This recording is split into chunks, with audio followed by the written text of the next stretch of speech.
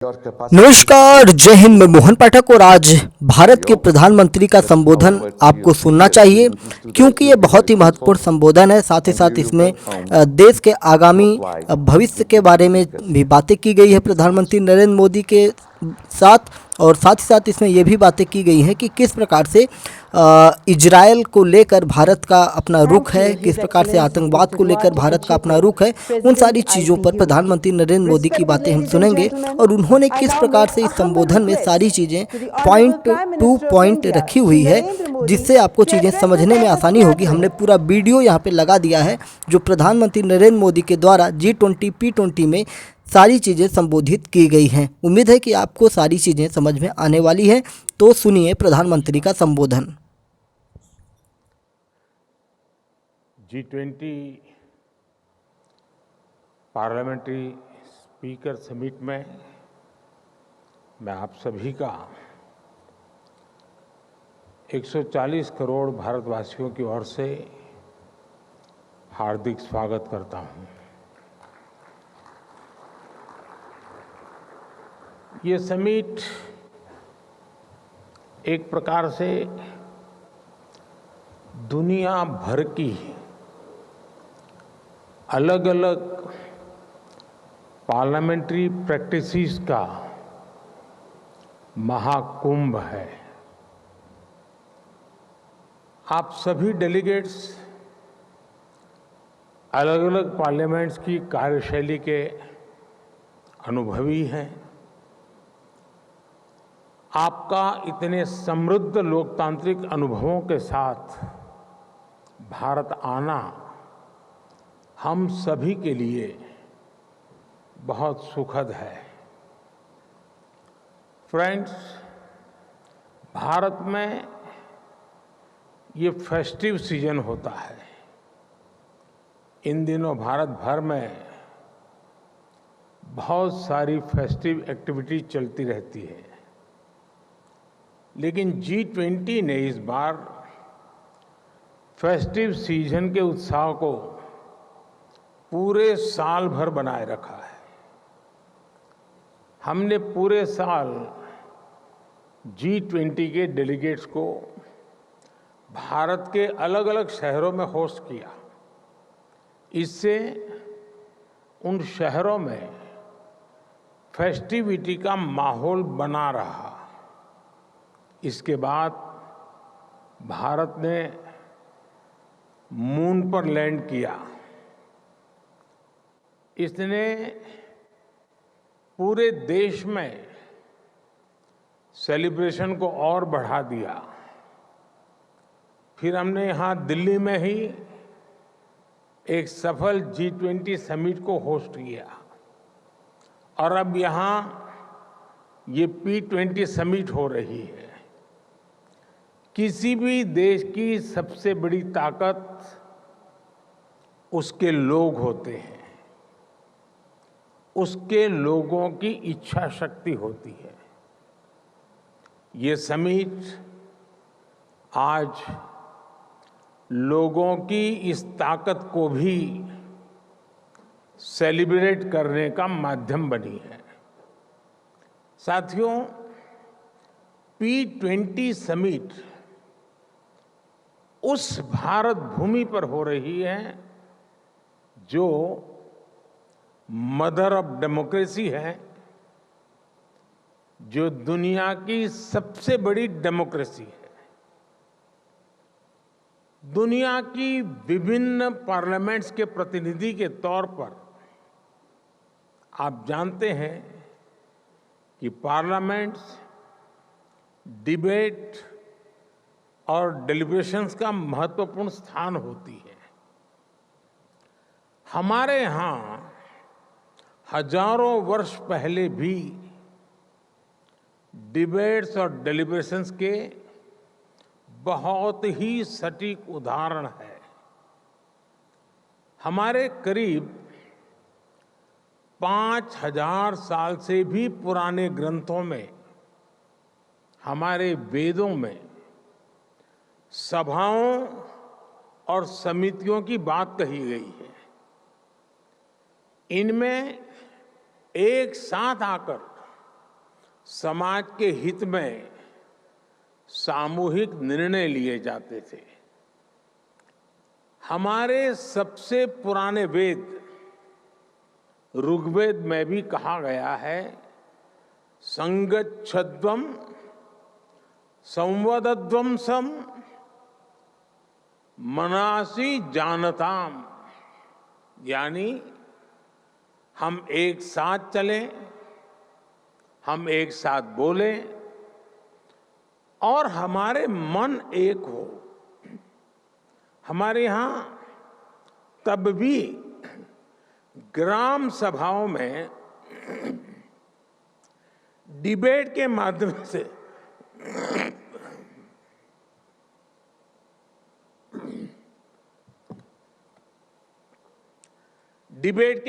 से गांवों से जुड़े फैसले होते थे।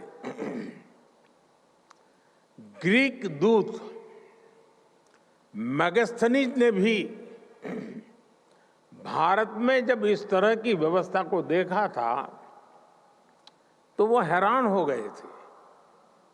उन्होंने भारत के विभिन्न राज्यों के इस सिस्टम पर विस्तार से लिखा है। आप ये जानकर भी हैरान रह जाएंगे कि हमारे यहाँ तमिलनाडु में 9वीं सेंचुरी का एक शिलालेख है। इसमें विलेज लेजिस्लेटिव्स के रूल्स और कोड्स का उल्लेख है। और आपके लिए ये जानना भी बहुत दिलचस्प होगा कि 1200 साल पुराने उस शिलालेख पर यहां तक लिखा हुआ है कि किस मेंबर को किस कारण से किस परिस्थितियों में डिस्क्वालीफाई किया जा सकता है। ये 1200 साल पहले की बात मैं कर रहा हूं। मैं आपको अनुभव मंटपा के बारे में भी बताना चाहता हूं। मैग्ना कार्टा से भी पहले 12वीं शताब्दी में हमारे यहां अनुभव मंटपा की परंपरा रही है। इसमें भी डिबेट और डिस्कशन को एनकरेज किया जाता था। अनुभव मंटपा में हर वर्ग, हर जाति, हर समुदाय के लोग अपनी बात के लिए वहां आते थे। जगतगुरु बसवेश्वरा की ये देन आज भी भारत को गौरवान्वित करती है। 5000 साल पुराने वेदों से लेकर आज तक की ये यात्रा संसदीय परंपराओं का ये विकास सिर्फ हमारी ही नहीं बल्कि पूरे विश्व की धरोहर है। साथियों, समय के साथ भारत की संसदीय प्रक्रियाओं में निरंतर सुधार हुआ है। ये प्रक्रियाएं और सशक्त हुई है। भारत में हम लोग जनरल इलेक्शंस को सबसे बड़ा पर्व मानते हैं। 1947 में आजादी के मिलने के बाद से अभी तक भारत में 17 जनरल इलेक्शन और 300 से अधिक स्टेट असेंबलीज इलेक्शंस हो चुके हैं। भारत दुनिया का सबसे बड़ा इलेक्शन ही नहीं कराता बल्कि इसमें लोगों का पार्टिसिपेशन भी लगातार बढ़ रहा है। 2019 के जनरल इलेक्शन में देशवासियों ने मेरी पार्टी को लगातार दूसरी बार विजयी बनाया है। 2019 का जनरल इलेक्शन ह्यूमन हिस्ट्री की सबसे बड़ी डेमोक्रेटिक एक्सरसाइज थी। इसमें 60 करोड़ यानी 600 मिलियन से अधिक वोटर्स ने हिस्सा लिया है। आप कल्पना कर सकते हैं, तब भारत में 91 करोड़ यानी 910 मिलियन रजिस्टर्ड वोटर्स थे। ये पूरे यूरोप की कुल पॉपुलेशन से भी अधिक है। भारत के कुल रजिस्टर्ड वोटर्स में उसमें से 70% के आसपास का टर्नआउट ये दिखाता है कि भारत में पार्लियामेंट्री प्रैक्टिसेस पर लोगों का कितना ज्यादा भरोसा है। और इसमें भी एक इम्पोर्टेंट फैक्टर महिलाओं का सबसे अधिक पार्टिसिपेशन रहा। 2019 के इलेक्शन में भारत की महिलाओं ने रिकॉर्ड संख्या में वोट डाला। और साथियों, सिर्फ संख्या में ही नहीं बल्कि पॉलिटिकल रिप्रेजेंटेशन के मामले में भी भारत के चुनाव जैसा उदाहरण आपको दुनिया में नहीं मिलेगा। 2019 के जनरल इलेक्शन में 600 से ज्यादा पॉलिटिकल पार्टीज ने हिस्सा लिया था। इन चुनाव में 1 करोड़ यानी 10 मिलियन से ज्यादा गवर्नमेंट एम्प्लॉयज ने इलेक्शन का काम किया था। चुनाव के लिए देश में 1 मिलियन यानी 10 लाख से ज्यादा पोलिंग स्टेशन बनाए गए थे। साथियों, समय के साथ भारत ने इलेक्शन प्रोसेस को आधुनिक टेक्नोलॉजी से भी जोड़ा है। भारत करीब 25 साल से इलेक्ट्रॉनिक वोटिंग मशीन ईवीएम का इस्तेमाल कर रहा है। ईवीएम के उपयोग से हमारे यहां चुनाव में ट्रांसपेरेंसी और चुनाव प्रक्रिया में एफिशिएंसी दोनों बढ़ी है। भारत में वोटों की गिनती शुरू होने के कुछ ही घंटों में चुनाव परिणाम आ जाते हैं। अब मैं आपको एक और आंकड़ा दे रहा हूं, ये सुनकर भी आप चौंक जाएंगे। आपको पता होगा कि अगले साल भारत में फिर एक बार जनरल इलेक्शन होने जा रहा है। इस इलेक्शन में 100 करोड़ वोटर्स यानी 1 बिलियन लोग वोट डालने जा रहे हैं। मैं P20 समिट में आए आप सभी डेलीगेट्स को अगले वर्ष होने वाले जनरल इलेक्शन को देखने के लिए अग्रिम निमंत्रण देता हूं।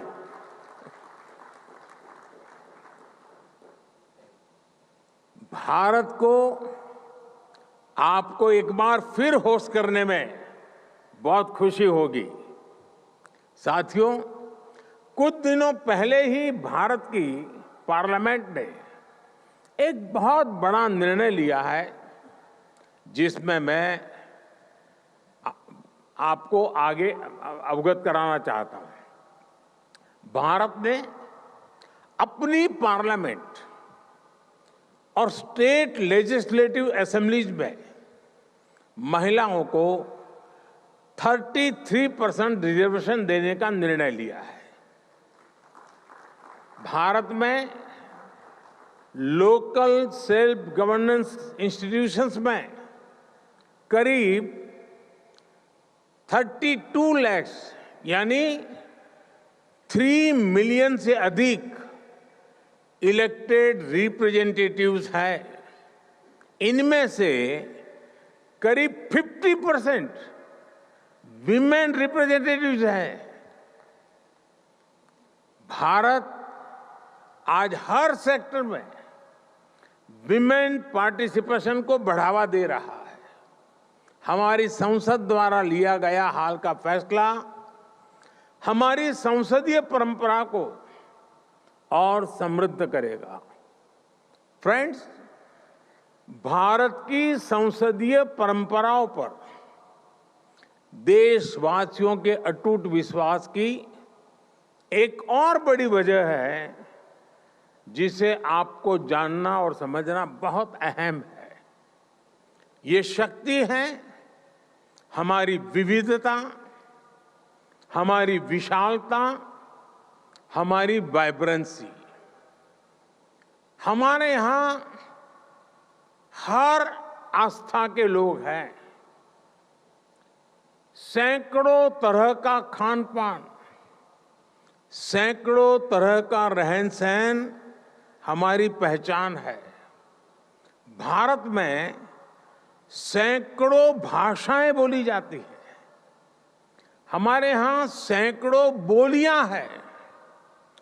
लोगों तक पल पल की सूचनाएं पहुंचाने के लिए 28 लैंग्वेजेस में 900 से ज्यादा टीवी चैनल्स भारत में है एंड 24/7 है।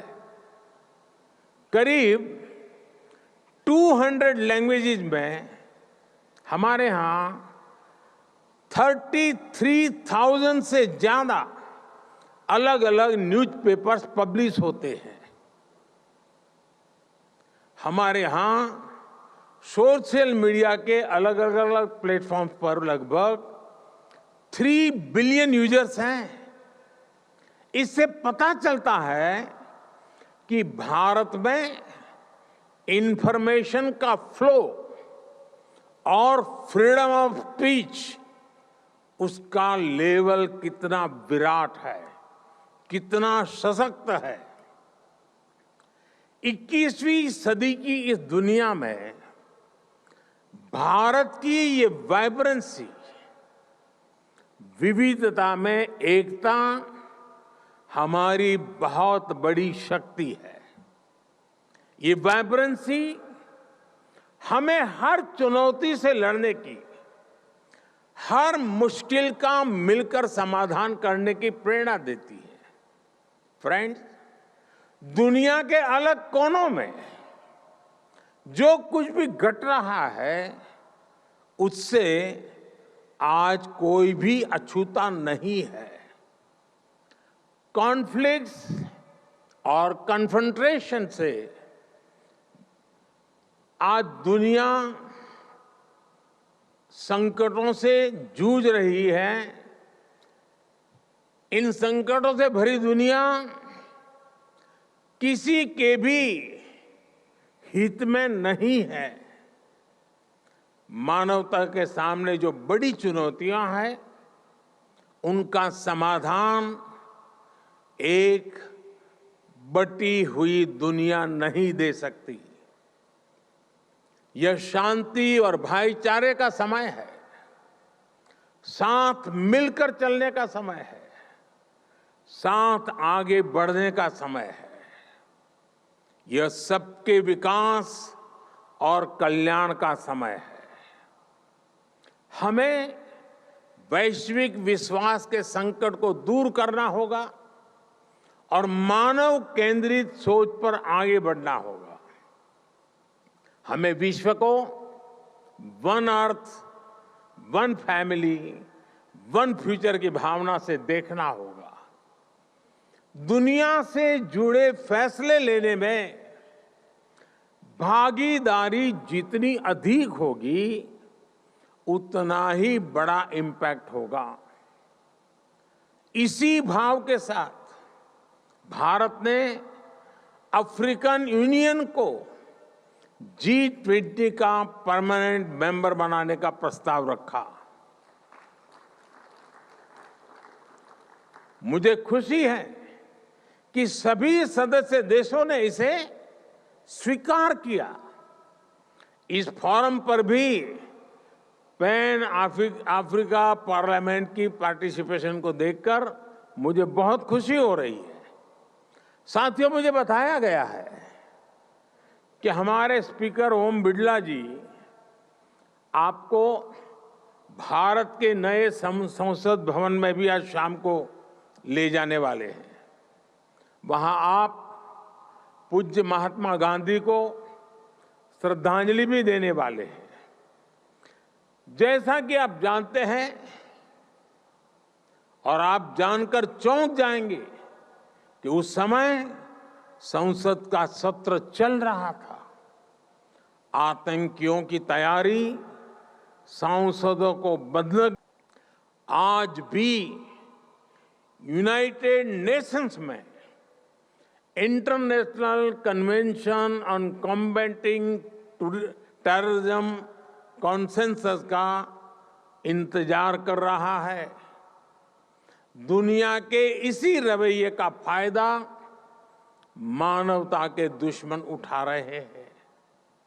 दुनिया भर की पार्लियामेंट्स को, रिप्रेजेंटेटिव्स को ये सोचना होगा कि टेररिज्म के विरुद्ध इस लड़ाई में हम कैसे मिलकर काम कर सके। साथियों, दुनिया की चुनौतियों से निपटने के लिए जन भागीदारी से बेहतर माध्यम नहीं हो सकता। मेरा हमेशा से ही मानना रहा है कि सरकारें बहुमत से बनती है, पर देश सहमति से चलता है।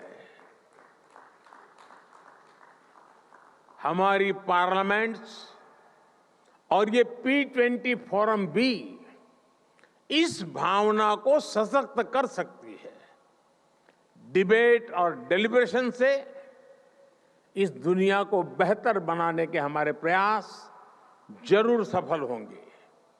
मुझे विश्वास है भारत में आपका प्रवास सुखद होगा।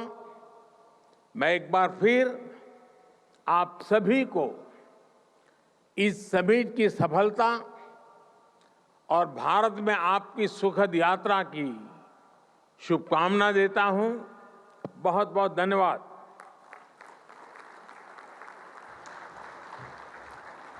Honorable Prime Minister, thank you very much for your insightful address. And we also gratefully thank our esteemed guests on the dais. We also express our gratitude to all the distinguished guests who have joined us for this inauguration function. Thank you all. Thank you very much. With this, we end this inauguration session.